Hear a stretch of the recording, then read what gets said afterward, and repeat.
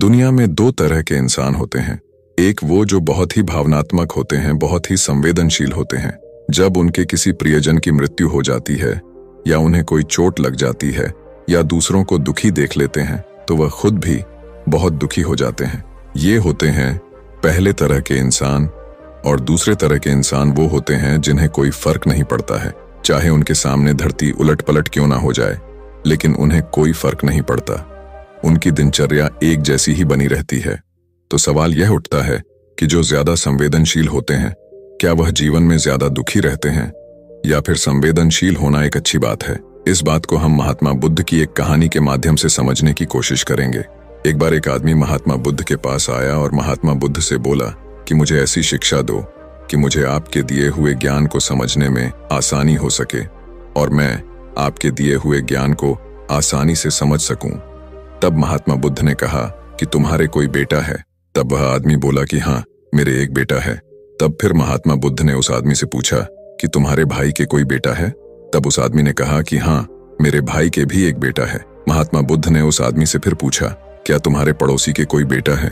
तो उस आदमी ने फिर से कहा कि हाँ, मेरे पड़ोसी के भी एक बेटा है। इस पर महात्मा बुद्ध ने उससे पूछा, क्या कोई ऐसा आदमी है जिसे तुम जानते हो लेकिन वह तुम्हें नहीं जानता, और क्या उसके भी कोई बेटा है? तब उस आदमी ने कहा कि हाँ, एक आदमी ऐसा है जो मुझे नहीं जानता लेकिन मैं उसको जानता हूँ और उसके एक बेटा भी है। फिर महात्मा बुद्ध ने उस आदमी से पूछा कि चलो बताओ कि अगर तुम्हारे बेटे की मृत्यु हो जाए तो तुम्हें कितना दुख होगा? तो उस आदमी ने कहा कि उस दुख को तो मैं आपको बता भी नहीं सकता कि मुझे कितना दुख होगा। मैं क्या करूंगा उसके बिना? मेरी तो सारी दुनिया ही खत्म हो जाएगी। उसके बिना तो मैं मर जाऊंगा। मैं मेरे बेटे के बिना तो मेरा जीवन सोच भी नहीं सकता। फिर महात्मा बुद्ध ने उससे पूछा कि तुम्हारे भाई के बेटे की मृत्यु हो जाए तो तुम्हें कितना दुख होगा? तब उस आदमी ने कहा कि मुझे तब भी बहुत दुख होगा, लेकिन मुझे उतना दुख नहीं होगा जितना कि मुझे मेरे बेटे की मृत्यु पर होगा। महात्मा बुद्ध ने इसके बाद उससे पूछा कि अगर तुम्हारे पड़ोसी के बेटे की मृत्यु हो जाए तो तुम्हें कितना दुख होगा? तब वह आदमी बोला कि मुझे तब भी बहुत दुख होगा, लेकिन इतना दुख नहीं होगा जितना कि अपने भाई के बेटे की मृत्यु पर होगा। फिर महात्मा बुद्ध ने पूछा कि उस अनजान आदमी के बेटे की मृत्यु हो जाए जो तुम्हें जानता तक नहीं है तो तुम्हें कितना दुख होगा? इस पर उस आदमी ने उत्तर दिया कि तब शायद मुझे बिल्कुल भी दुख नहीं होगा, क्योंकि मैं उस आदमी को जानता तक नहीं हूं। इसके बाद महात्मा बुद्ध ने उस आदमी से पूछा कि चलो अब यह बताओ कि हमारा दुख किस बात पर निर्भर करता है? उस आदमी ने कुछ देर सोचने के बाद कहा कि हमारा दुख इस बात पर निर्भर करता है कि हम किस चीज से कितने जुड़े हुए हैं, हमारा उससे कितना लगाव है और हम उसे किस हद तक चाहते हैं। इस बात पर निर्भर करता है कि मुझे कितना दुख होगा। फिर उस आदमी से महात्मा बुद्ध ने पूछा कि अगर तुम अपने बेटे को समुद्र के पास लेकर जाओगे तो क्या वह रेत में नहीं खेलेगा? तब उस आदमी ने कहा कि हाँ, वह रेत में जरूर खेलेगा, कोई भी बच्चा खेलेगा। तब महात्मा बुद्ध ने उससे पूछा कि अगर समुद्र की लहरें तुम्हारे बेटे के बनाए हुए रेत के घर को तोड़ देंगी तो क्या वह रोएगा? तब उस आदमी ने कहा कि हाँ महात्मा जी, वह रोएगा। फिर महात्मा बुद्ध ने पूछा कि क्या तुम उसके साथ रोगे? तब उस आदमी ने कहा कि नहीं, मैं उसके साथ क्यों रोऊंगा? वह तो बच्चा है, उसे लगता है कि यह घर बहुत सुंदर है और यह हमेशा बना रहे। उसका उसके साथ जुड़ाव हो गया है, उसकी भावनाएं उसके साथ जुड़ गई हैं।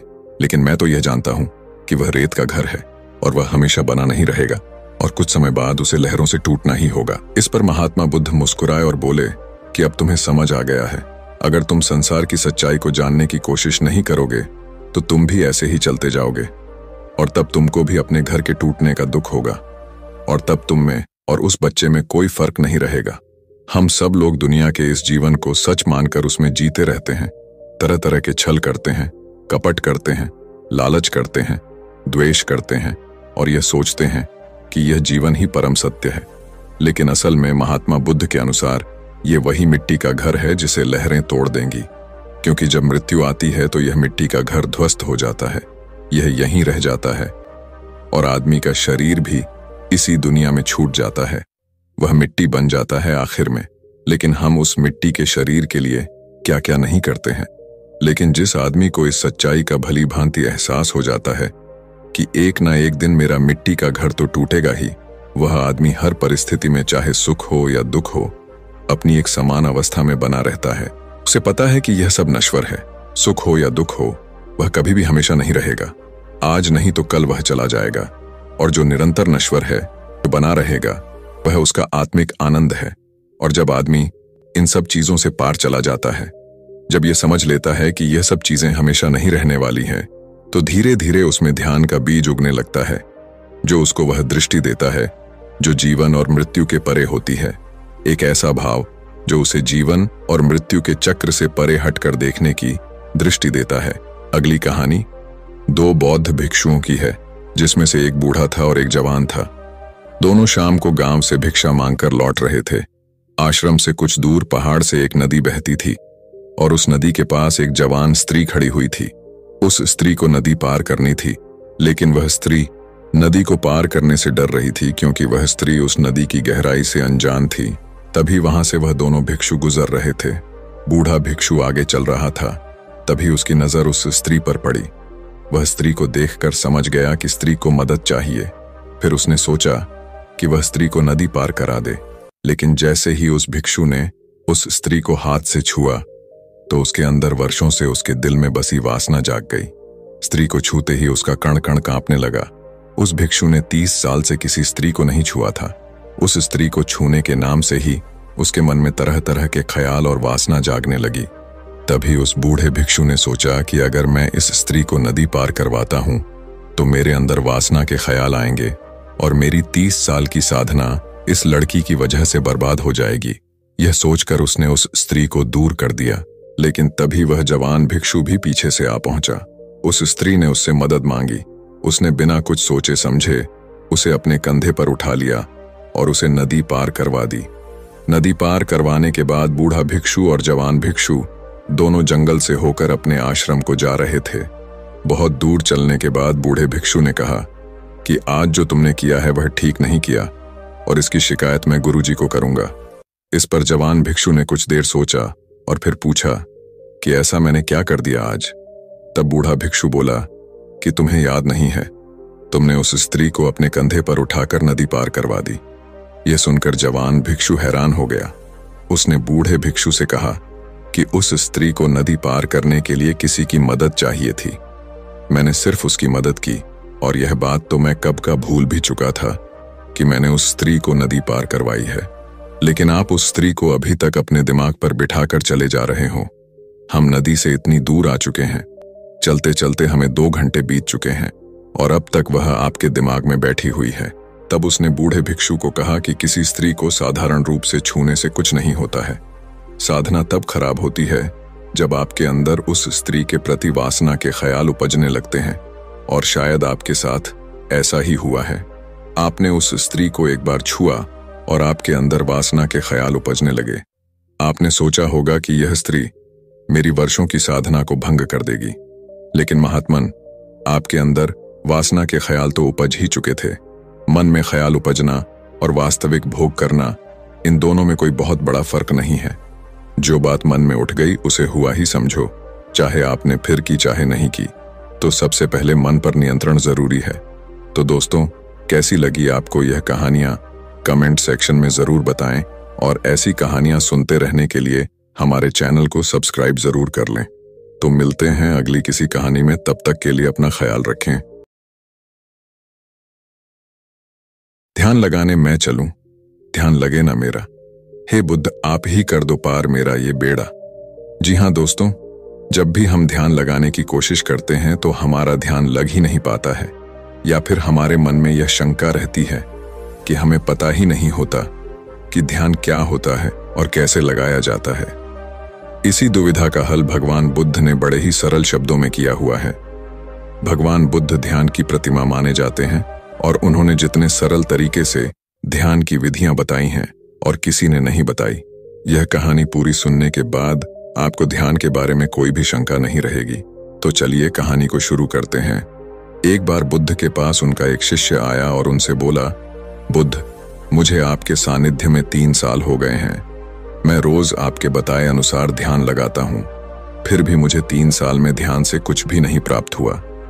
वहीं मेरे मित्र कहते हैं कि उन्हें कुछ न कुछ ध्यान करके प्राप्त हुआ है, पर फिर मुझे क्यों नहीं हुआ? मुझे माफ करें बुद्ध, पर अब मेरे मन में ये विचार आने लगे हैं कि ध्यान से कुछ मिलता भी है या फिर यह मिथ्या है। क्योंकि मुझे तो आज तक कुछ भी नहीं मिला, और जो लोग कहते हैं कि मुझे ध्यान करने से यह प्राप्त हुआ, वह प्राप्त हुआ, मुझे लगता है कि वे सब झूठ बोलते हैं। आपने ही कहा था कि अपनी बुद्धि से खोजो, और अब इतने वर्षों तक ध्यान करने के बाद मुझे ऐसा लगता है कि ध्यान से कुछ नहीं मिलता। आप ही मेरा मार्गदर्शन करें। बुद्ध मुस्कुराए और बोले, इसका जवाब मैं कल सुबह ध्यान सभा में दूंगा, तुम वहां आना। अगले दिन बुद्ध सभी को इकट्ठा करके उपदेश देने लगे। उन्होंने कहा, आज मैं तुम्हें एक कहानी सुनाऊंगा, उसे तुम बस एक कहानी की तरह सुनना और समझना। यह पूरी तरह से एक काल्पनिक कहानी है। एक गुरु ज्ञान के लिए बहुत प्रसिद्ध थे। कहा जाता है उन्होंने एक सोने का पहाड़, जिसका शीश हीरे का बना हुआ था, उसे खोज लिया था, जिससे उन्हें ज्ञान की प्राप्ति हुई। वह पहाड़ पर अकेले रहते थे। उन्होंने किसी को भी अपना शिष्य नहीं बनाया। काफी समय बाद 3 भाई उनके शिष्य बनने के लिए उनके पास गए और उनसे ज्ञान ग्रहण करने को कहा। गुरु मान गए और उन्हें अपने साथ में ही रख लिया। फिर तीनों ने उनसे सोने के पहाड़ के बारे में पूछा। गुरु ने कहा, मैं तुम तीनों को इसका जवाब बारी बारी से दूंगा और इसका रास्ता भी बताऊंगा ताकि तुम उस पर चढ़ सको। फिर गुरु ने पहले शिष्य को बुलाया और एक रास्ते की तरफ इशारा किया और कहा कि यहां से तुम सीधे चले जाना और कहीं मत मुड़ना। यह रास्ता तुम्हें सीधे उस पहाड़ तक ले जाएगा और कहीं भी अपनी यात्रा मत रोकना। वह शिष्य अपने गुरु का आशीर्वाद लेकर यात्रा के लिए निकल पड़ा। रास्ते में उसे काफी कठिनाई हुई। उसके पांव में कांटे चुभे, कुछ कीड़े मकोड़ों ने भी उसे काटा, कुछ जंगली जानवरों से भी उसका सामना हुआ, पर वह जैसे तैसे जंगल पार कर रहा था। तभी रास्ते में उसे भूख लगी। उसने जंगल में कुछ खाने का इंतजाम किया। खाना खाकर फिर से वह आगे बढ़ गया। उसके बाद वह एक मरुस्थल में पहुंच गया। वह काफी बड़ा था। उसके पास खाने के लिए थोड़ा सा खाना बचा हुआ था, लेकिन उसके पास पानी नहीं था और वह प्यास से बहुत व्याकुल हो रहा था। फिर भी वह चलता रहा। चलते चलते अंत में वह बेहद थक गया। अब उसके लिए प्यास सहना नामुमकिन हो गया था।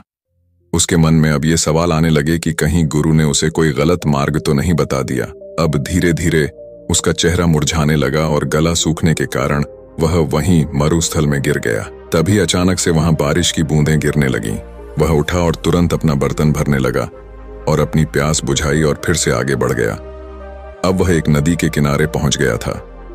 नदी पार करने के लिए उसने एक नाव बनाई और उसे बाहर करने लगा। तभी वहां एक बवंडर आ गया और उसकी नाव उसमें डूबती चली गई। वह आदमी भी पानी में डूबने लगा और डूबते हुए सोचने लगा कि गुरुजी ने यह कैसा मार्ग बताया है। यहां तो बार बार मैं मौत के करीब जा रहा हूं, अब तो पक्का ही मैं नहीं बचूंगा। तभी वहां पर कुछ लोग पहुंच गए और उस शिष्य को बचा लिया। वह पास के गांव के मछुआरे थे, इसलिए उन्होंने उस शिष्य को अपने घर ले जाकर खाना खिलाया और कुछ खाना खाने के बाद उसे आगे के रास्ते के लिए थोड़ा सा खाना दे दिया। वह शिष्य फिर से आगे बढ़ गया। जैसे जैसे वह आगे बढ़ा तो आखिर में उसने देखा कि आगे एक बहुत बड़ी खाई थी। उसे देखकर वह जोर से चिल्लाकर बोला, गुरु ने मुझे गलत रास्ता दिखाया है। हीरे के शीशों वाला सोने का पहाड़ तो छोड़ो, यहाँ तो कोई रास्ता तक नहीं है। मेरी सारी मेहनत व्यर्थ हो गई। और वह वापस यात्रा कर गुरु के पास पहुंच गया और कहा, आपने मुझे गलत मार्ग क्यों बताया? वहां तो कोई पहाड़ी नहीं था, बस एक जंगल, मरुस्थल, नदियां और खाई के अलावा कुछ नहीं था वहां पर। गुरु ने कहा, तो तुमने इन सब से क्या सीखा? शिष्य ने कहा, मैं कुछ सीखने थोड़ी गया था, मैं तो सोने के पहाड़ को खोजने गया था, जो मुझे मिला ही नहीं। उस रास्ते से मैं क्या सीखता? रास्ता लंबा था, बेहद कठिन था। उसे पाने की चाह में मैंने सब पार कर लिया, लेकिन इतनी मुश्किलों के बाद भी मुझे कुछ नहीं मिला। तब गुरु ने कहा, तुम रुको, मैं तुम्हारे दूसरे भाइयों को भेजता हूँ। शिष्य ने कहा, उन्हें भी वहां कुछ नहीं मिलेगा। अरे, वहां पर कुछ है ही नहीं, उन्हें क्या मिलेगा वहां? तब गुरु ने अपने दूसरे शिष्य को आशीर्वाद दिया और वह भी उस मार्ग पर निकल गया। कुछ दिन के बाद वह भी वापस आ गया। तब गुरु ने पूछा, तुम्हें वह पहाड़ दिखा? शिष्य ने कहा, नहीं, मुझे कोई पहाड़ नहीं दिखा, वहां तो बस एक खाई थी। मुझे लगा शायद मैं आपके बताए रास्ते से भटक गया हूं, इसीलिए मैं आपसे रास्ता पूछने आ गया। तब गुरु ने पूछा, तुमने इन सब से क्या सीखा? शिष्य ने कहा, गुरुदेव, मैंने अपनी पूरी यात्रा एक जंगल से शुरू की और उसे पार करते हुए आगे निकल गया। मैंने यही देखा कि कैसे सारे जीव एक दूसरे पर निर्भर रहते हैं और एक दूसरे का खाना भी बनते हैं। उसके बाद मैं एक मरुस्थल में पहुंच गया। वहां पूरे रास्ते में मैं पानी के लिए व्याकुल रहा।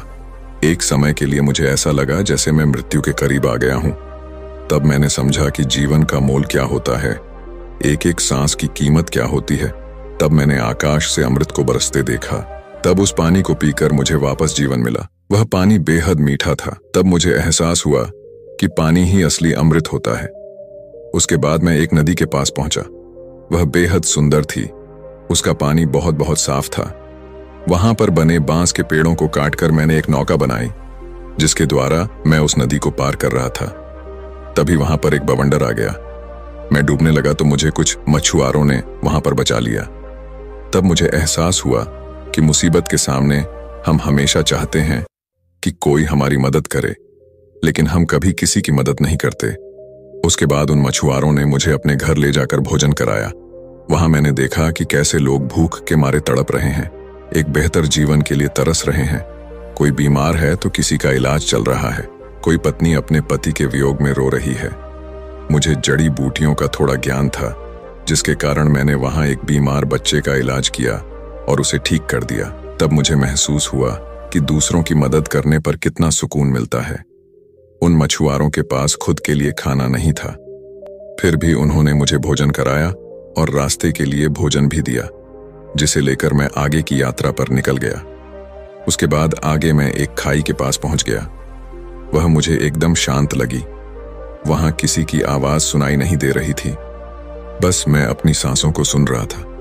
उस समय मुझे लगा कि मैं आपके बताए रास्ते से भटक गया हूं, क्योंकि वहां कोई भी सोने की चट्टान नहीं थी। तब मैं वापस आपके पास आया। दोबारा से सही मार्ग पूछने के लिए शिष्य ने कहा, हे गुरुदेव, क्या मैं गलत मार्ग पर चला गया था? गुरु ने कहा, नहीं, तुम बिल्कुल सही मार्ग पर गए थे और जल्द ही तुम्हें वह पहाड़ भी मिल जाएगा।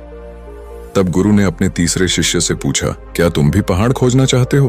तब शिष्य ने कहा, गुरुदेव, मुझे उस रास्ते पर पहाड़ मिलेगा या नहीं, ये तो मैं नहीं जानता, लेकिन मेरे शिष्य भाइयों ने जो वहां के बारे में बताया है, मैं उसे जानना चाहता हूं। तब तीसरा शिष्य गुरु का आशीर्वाद लेकर यात्रा पर निकल पड़ा।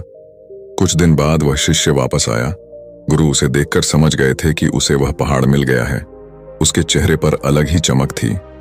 वह काफी शांत था। शिष्य ने गुरु को प्रणाम करते हुए कहा, हे गुरुदेव, आपने जो मार्ग दिखाया उसका मैं बहुत आभारी हूं।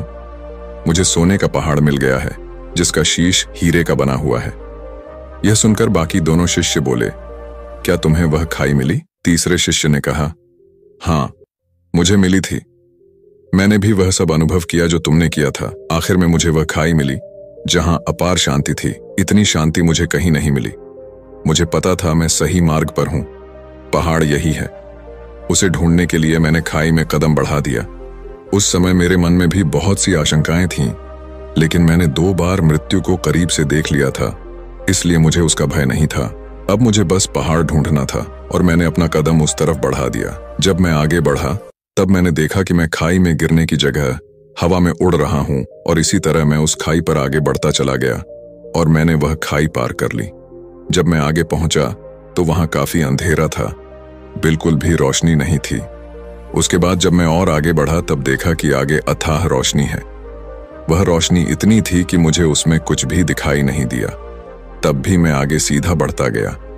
उस समय भी मैं बेहद डर रहा था, कांप रहा था, लेकिन फिर भी मैं आगे बढ़ता रहा और अंत में मुझे वह सोने का पहाड़ मिल गया, जिसका शीश हीरे का था। उसके ऊपर जाने के बाद मेरा मन बिल्कुल शांत हो गया।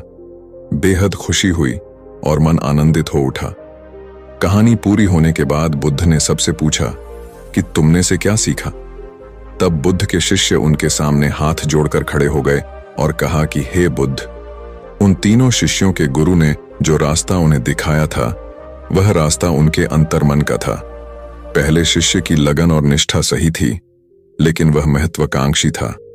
उसने मार्ग में आई किसी भी चीज से कुछ भी ज्ञान प्राप्त नहीं किया। वह पूर्ण रूप से महत्वाकांक्षी हो गया। उसके मन में बस पहाड़ चल रहा था, जिसकी वजह से वह आसपास की चीजों से कोई भी सीख नहीं ले सका, जबकि उसके आसपास ज्ञान ही ज्ञान था।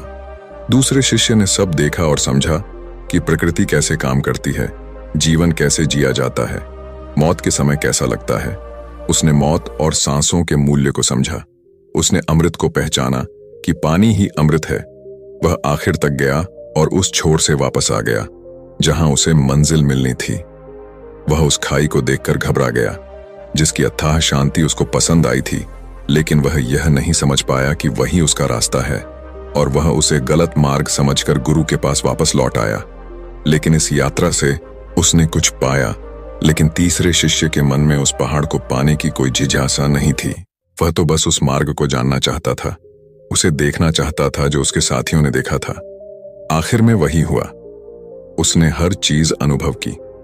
फर्क बस इतना था कि वह उस खाई की गहराइयों में चला गया जहां एकदम अनंत शांति थी। वह इस सब को महसूस करते हुए अंधकार में आगे बढ़ता गया, और एक समय के बाद उसने रोशनी ही रोशनी देखी। और वह पहाड़ जिसकी उसे तलाश थी, वह पहाड़ कोई और नहीं बल्कि खुद का उसका शरीर था, जिसमें सोना उसका शरीर था, जबकि हीरे का शीश उसका मस्तिष्क था, जिसमें उसे बहुत सारा ज्ञान और शांति अनुभव हो रही थी। अब जिस शिष्य ने बुद्ध से कहा था कि उसने 3 साल में ध्यान से कोई भी चीज प्राप्त नहीं की, वह बुद्ध से जाकर बोला कि मुझे माफ कर दें। पहले मैं आपका पहला शिष्य बना हुआ था, लेकिन अब मैं कोशिश करूंगा कि आपका दूसरा शिष्य बनकर दिखाऊं। अब मेरे मन में कोई भी दुविधा या सवाल नहीं है।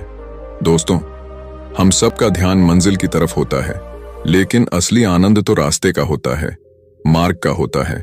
और जो व्यक्ति मार्ग का आनंद लेते हुए मंजिल का सफर तय करता है, वह मंजिल तक पहुंचते पहुंचते ही अथाह शांति को प्राप्त कर लेता है। और जो आदमी सिर्फ मंजिल पर पहुंचने की चिंता करता है, वह मार्ग का आनंद ही नहीं ले पाता। इसीलिए मंजिल से ज्यादा मार्ग जरूरी हो जाता है। दोस्तों, जाते जाते आपसे एक सवाल।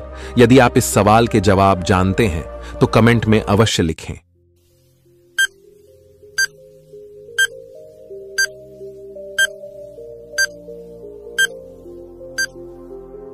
अगर आपको यह कहानी थोड़ी सी भी ज्ञानवर्धक लगी तो इसे अपने सगे संबंधियों और दोस्तों के साथ शेयर जरूर करें, और ऐसी ही ज्ञानवर्धक कहानियां सुनने के लिए हमारे चैनल को सब्सक्राइब कर लें और इस वीडियो को लाइक जरूर कर दें।